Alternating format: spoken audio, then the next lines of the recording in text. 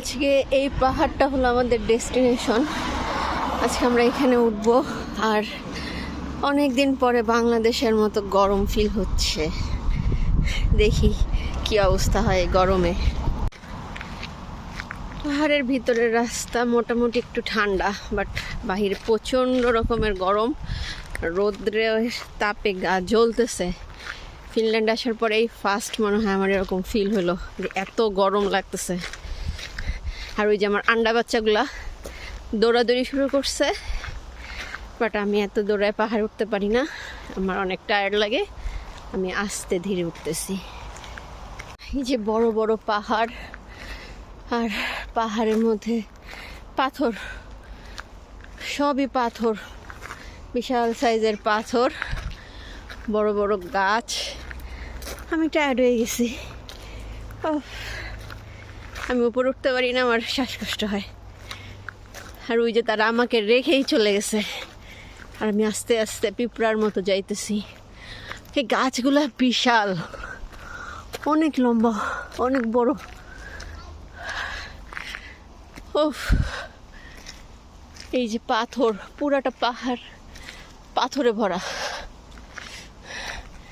মানুষ এখানে সারাদিনই হাঁটাহাঁটি করে। পাহাড়গুলো অনেক নিরাপদ, কোনো ঝামেলা নাই, সেফটি ইস্যু নাই। তো সবাই হাঁটাহাঁটি করতে পারে, ঘোরাঘুরি করতে পারে, নো প্রবলেম। এটা কিন্তু পাহাড়ের রাস্তা, বাট এখানে লাইট লাগানো আছে।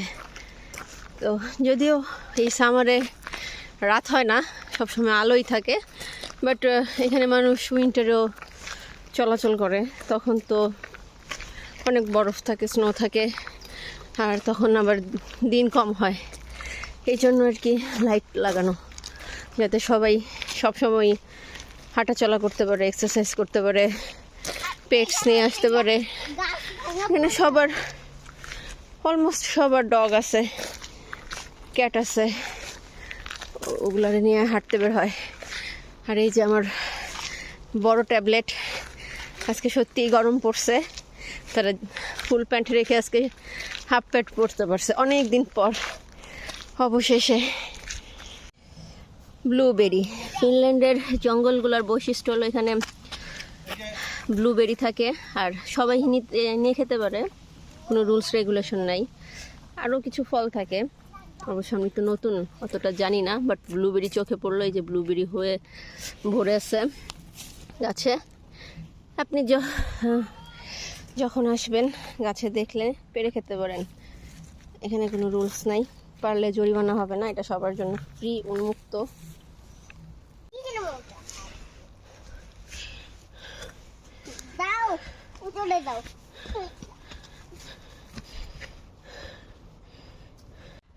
ফাইনালি আমরা পুরা পাহাড়ের একদম চূড়ায় উঠে গেছি।